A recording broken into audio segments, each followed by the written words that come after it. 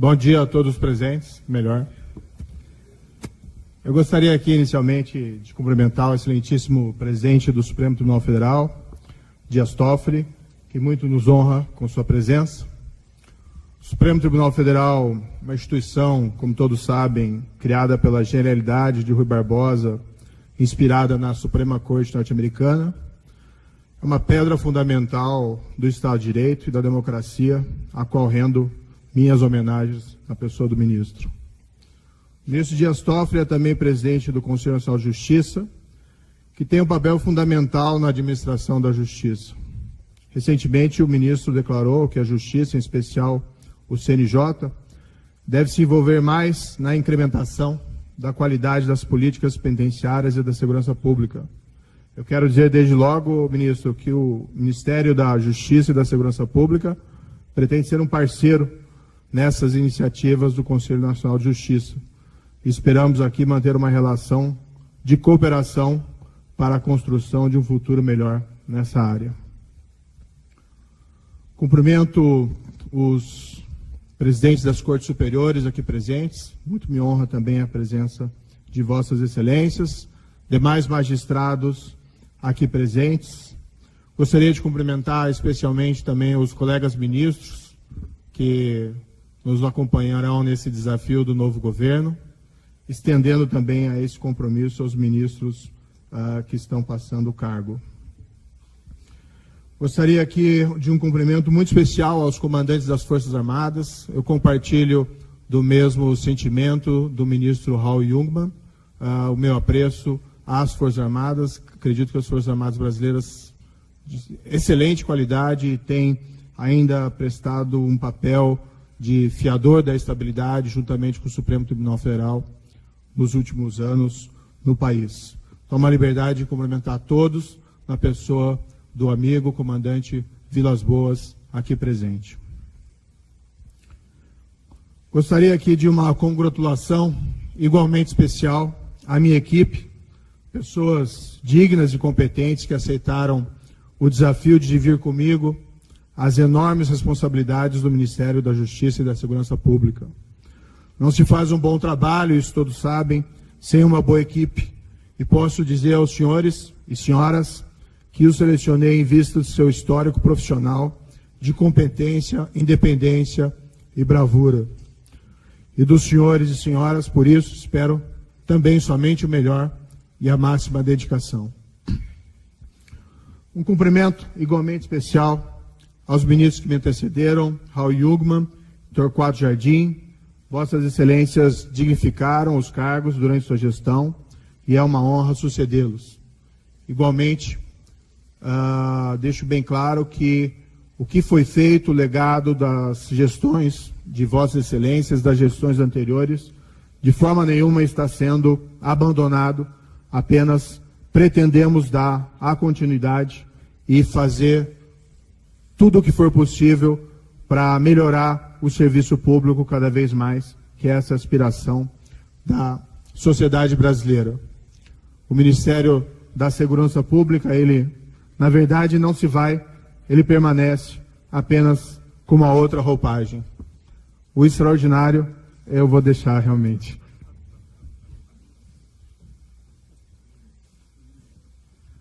Estendo também esse cumprimento às respectivas equipes dos ministros e aos valorosos servidores da Justiça e da Segurança Pública, com o qual, na continuidade, dividirei sonhos, mas também desafios. Cumprimento todas as demais autoridades, senhoras e senhores aqui presentes, na pessoa dos demais nominados. Quero explicar aqui em rápidas palavras porque eu aceitei o convite do nosso presidente, o excelentíssimo senhor Jair Bolsonaro, deixando 22 anos de magistratura e uma relativamente confortável carreira, pelo menos os aspectos de vencimentos e aposentadoria. Os outros aspectos não tão confortável. Ontem mesmo, verifiquei que o Brasil, apesar da Operação Lava Jato e dos enormes esforços aqui e ali contra a corrupção, permanece em uma posição relativamente ruim nos índices de percepção quanto à existência de corrupção nos rankings anuais da Transparência Internacional. Entre 180 países, o Brasil ocupa a 96ª posição. Rigorosamente, a pontuação obtida pelo país, 37 em 100 pontos possíveis, caiu desde 2014, quando do início da Operação Lava Jato. Talvez os esforços judiciais, ao revelarem a magnitude da corrupção entre nós, tenham contribuído, paradoxalmente, para elevar a percepção da corrupção. Ao invés desses esforços, eles terem chamado a atenção para o quanto nós temos, não só a instituição judiciária, mas todas as instituições em volta da justiça criminal, e igualmente a sociedade, o quanto nós temos dedicado a superá-la. Isso, para mim, ilustra uma verdade reconhecida e que já repeti várias vezes. Não se combate a corrupção somente com investigações e condenações criminais eficazes. Elas são relevantes, pois não há combate eficaz à corrupção com impunidade e sem risco de punição para os criminosos. Mas elas não são suficientes. São necessárias políticas mais gerais contra a corrupção. Leis que tornem o sistema de justiça mais eficaz. Leis que diminuam incentivos e oportunidades contra a corrupção. Um juiz em Curitiba pouco pode fazer a respeito dessas políticas gerais. Mas no governo federal, a história pode ser diferente. Há um outro grande desafio, o crime organizado. Grupos criminosos organizados, alguns que dominam nossas prisões, estão cada vez mais poderosos. É preciso enfrentá-los com leis mais eficazes, com inteligência e operações coordenadas entre as diversas agências policiais, federais e estaduais. O remédio aqui é universal, embora nem sempre de fácil implementação. Prisão dos seus membros, isolamento carcerário das lideranças, identificação da estrutura e confisco de seus bens. Assim se leva ao enfraquecimento e ao desmantelamento delas. Não é uma tarefa impossível. Nos Estados Unidos, as famílias mafiosas, outrora superpoderosas, foram desmanteladas pela FBI e pelo Departamento de Justiça a partir da década de 80. Na Itália, a aura de invencibilidade da Cosa Nostra siciliana foi quebrada graças aos esforços conjuntos da polícia, Ministério Público e de magistrados, entre eles os juízes heróis Giovanni Falcone e Paolo Borsellino. O crime violento também aterroriza a população brasileira. As elevadas taxas de homicídio, já mencionadas pelo ministro Raul Jungmann, constituem o pior exemplo. Mas os índices de roubos armados, estupros e de crimes violentos em geral geram uma atmosfera de insegurança que deve ser combatida com estratégia, inteligência e políticas públicas eficazes. Essas elevadas taxas de criminalidade, seja do crime de corrupção, seja do crime organizado, seja do crime violento, prejudicam o ambiente de negócios e o desenvolvimento. Pior do que isso, geram desconfiança e o medo, afetando a credibilidade das instituições e, em certo nível, a própria qualidade da democracia e da vida cotidiana. Não há uma resposta ou uma tarefa fácil aqui, mas o compromisso do Ministério é, com todos os esforços e dedicação possível do ministro, dos secretários, dos dirigentes, dos servidores dos ministérios, de todos os órgãos e departamentos vinculados a eles, iniciar um ciclo virtuoso de diminuição de todos esses crimes, prosseguindo no legado das gestões anteriores. Tudo isso dentro de um ambiente de respeito às instituições e ao Estado de Direito. Tudo isso com uma esperada parceria com os estados e municípios, em especial com suas forças policiais, Polícia Militar e Polícia Civil. Os planos ainda estão em elaboração e não caberia aqui detalhá-los. Mas Alguns exemplos. Pretendo que a Secretaria Nacional de Segurança Pública, utilizando sabiamente o Sistema Único de Segurança Pública e o Fundo Nacional de Segurança Pública, um legado da gestão do ministro Raul Jungmann, atue não só com investimentos para auxiliar as polícias estaduais e distrital, mas também para padronizar procedimentos, gestão e estrutura, respeitadas, obviamente, as autonomias locais. Deve ter um papel equivalente ao da intervenção federal no Rio de Janeiro, e que reestruturou a segurança pública naquele estado. Aqui, evidentemente, substituindo intervenção por cooperação. Pretendo que o Departamento Penitenciário Nacional incremente a qualidade das penitenciárias federais para o absoluto controle das comunicações das lideranças de organizações criminosas com o mundo exterior.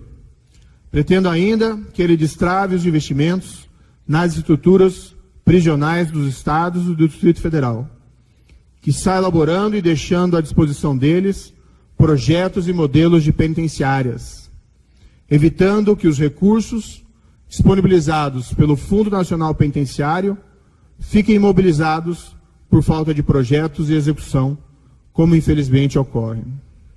Precisamos, com investimentos e inteligência, recuperar o controle do Estado sobre as prisões brasileiras. Pretendo que o Banco Nacional de Perfis Genéticos, um instrumento de vanguarda para a elucidação de crimes, especialmente crimes violentos, e igualmente um inibidor da reincidência criminosa, deixe de ser apenas uma miragem legal. Ao cabo de 4 anos, nosso compromisso é de que sejam inseridos no banco o perfil genético de todos os condenados por crimes dolosos no Brasil. Ou, se não conseguirmos a alteração pretendida na lei para tanto, de todos os condenados por crimes dolosos praticados com grave violência à pessoa. Respeitosamente, quero contar para esse projeto com o apoio do Conselho Nacional de Justiça, uma vez que já há um projeto de parceria entre o CNJ e o Ministério da Justiça em andamento para a colheita de dados biométricos dos presos. Pretendo também que o Departamento de Recuperação de Ativos e Cooperação Jurídica Internacional, o DRCI, aprofunde a cooperação jurídica internacional, para que o refúgio do criminoso no exterior seja uma alternativa cada vez mais arriscada. Não deve haver portos seguros para criminosos e para o produto de seus crimes. Quando países não cooperam, quem ganha é somente o criminoso. O Brasil não será um porto seguro para criminosos e jamais, novamente, negará cooperação a quem solicitar por motivos exclusivamente político-partidários. Pretendo que a Polícia Federal, a Polícia Rodoviária Federal, e todos os demais órgãos de controle e inteligência, entre eles o COAF, possam agir com os recursos e as liberdades necessárias. Não cabe ao ministro interferir nessa liberdade. Ao contrário, deve provê-los com os meios necessários para o desenvolvimento de suas tarefas. Nessa linha, aliás, um dos imediatos compromissos, não meu, mas que me foi apresentado pelo novo diretor-geral da Polícia Federal, será o de reestruturar e fortalecer as diversas forças-tarefas e equipes policiais encarregadas de investigar a grande corrupção, seja nos inquéritos em Curitiba, São Paulo e no Rio de Janeiro, seja nas investigações perante as Cortes Superiores de Brasília. Pretendo que a Secretaria Nacional de Política sobre Drogas, a SENAD, transforme-se progressivamente em uma agência encarregada da gestão e alienação do produto de crimes de tráfico de drogas. O tráfico de drogas, que envenena a nossa sociedade e nossas famílias, é infelizmente uma atividade muito lucrativa. O Estado deve se servir de uma forma mais eficaz da fortuna e dos bens confiscados desses grandes criminosos, e com eles financiar a segurança pública e a recuperação dos dependentes químicos, além de investir em políticas de prevenção. Infelizmente, isso é feito ainda de uma maneira muito tímida, desperdiçando recursos valiosos nas mãos desses criminosos. Um dos objetivos prioritários será apresentar um projeto de lei anticrime já no início da próxima legislatura e lutar para convencer, com respeito e toda abertura ao diálogo, os parlamentares. Não haverá aqui a estratégia, não muito eficaz, de somente elevar penas.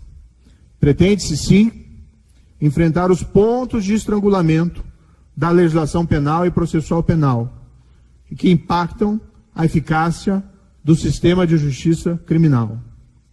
Propostas simples, mas eficazes, como, entre outras, a previsão de operações policiais disfarçadas para combater o crime, a proibição de progressão de regime para membros de organizações criminosas e o plea bargain para que a justiça possa resolver rapidamente casos criminais nos quais haja confissão. Pretende-se deixar mais claro na lei, como já decidiu diversas vezes o plenário do Supremo Tribunal Federal, que no processo criminal a regra deve ser da execução da condenação após o julgamento da segunda instância. Este foi o mais importante avanço institucional dos últimos anos, legado do saudoso ministro Teori Zavascki. Pretendemos honrá-lo e igualmente beneficiar toda a população com uma justiça célere, consolidando tal avanço de uma maneira clara e cristalina na legislação. Processo sem fim é justiça nenhuma. Pretende-se ainda fortalecer o Tribunal do Júri, prevendo a execução imediata dos vereditos condenatórios, como já decidiu a primeira turma do Supremo Tribunal Federal, inclusive compondo ela o ministro Dias Toffoli. Esses são apenas alguns exemplos das medidas previstas no projeto em elaboração. Adiante virão projetos mais complexos, que terão que ser debatidos com outras pastas, para reduzir incentivos e oportunidades para a prática da corrupção e de outros crimes. Na elaboração, quero contar com os subsídios de outras instituições, como o Ministério Público, como a OAB, que também homenageia na pessoa aqui do presidente Cláudio Lamáquia, com os órgãos policiais e com o apoio da sociedade civil organizada, como de entidades como a Transparência Internacional. Não desconheço que o Ministério tem outras grandes responsabilidades, como políticas na área do consumo, da imigração, registros sindicais, essa é uma novidade, e o Arquivo Nacional. Também terão todas elas a nossa atenção. Nada disso será fácil, mas a missão prioritária dada pelo excelentíssimo presidente Jair Bolsonaro foi clara: o fim da impunidade da grande corrupção, o combate ao crime organizado e a redução dos crimes violentos. Tudo isso com respeito ao Estado de Direito, para servir e proteger o cidadão. Não podemos nos achar impotentes diante de todos esses desafios. Avançamos como país muito até aqui, mas podemos avançar muito mais. Conto, respeitadas as opiniões diversas, com o apoio crítico de todos, para que, ao fim dessa gestão, tenhamos um ambiente melhor para todos. O brasileiro, seja qual for a sua renda, e lembremos que o crime atinge mais fortemente os mais vulneráveis, tem o direito de viver sem medo da violência e sem medo de ser vítima de um crime, pelo menos nos níveis epidêmicos atualmente existentes. O brasileiro, seja qual for a sua renda, e lembremos que o desvio de recursos públicos atinge mais fortemente os mais vulneráveis e os mais dependentes dos serviços públicos, tem o direito de viver sem a sensação de que está sendo roubado ou enganado pelos seus representantes nas diversas esferas de poder. Tem o direito de que os recursos dos cofres públicos sejam destinados ao bem-estar geral e não ao enriquecimento ilícito dos poderosos. É preciso estabelecer e manter a confiança. Essa é a palavra-chave da boa administração pública. Confiança. O cidadão tem o direito de viver um ambiente no qual tenha presente que o Ministério da Justiça e da Segurança Pública e o próprio governo podem não acertar sempre, mas sempre farão o melhor com a pretensão de fazer a coisa certa e de manter a confiança do cidadão. Um governo no qual ele possa confiar, que buscará fazer a coisa certa diante dos vários problemas que se apresentarão. Fazer a coisa certa, pelos motivos certos e do jeito certo, será o nosso lema e estará sempre presente em nossas mentes. Finalizando, os desafios são grandes, mas eu e minha equipe, e talvez possa dizer aqui que todos nós brasileiros temos uma esperança infinita de que eles podem ser resolvidos com vontade, dedicação e respeito a todos. Muito obrigado por sua atenção.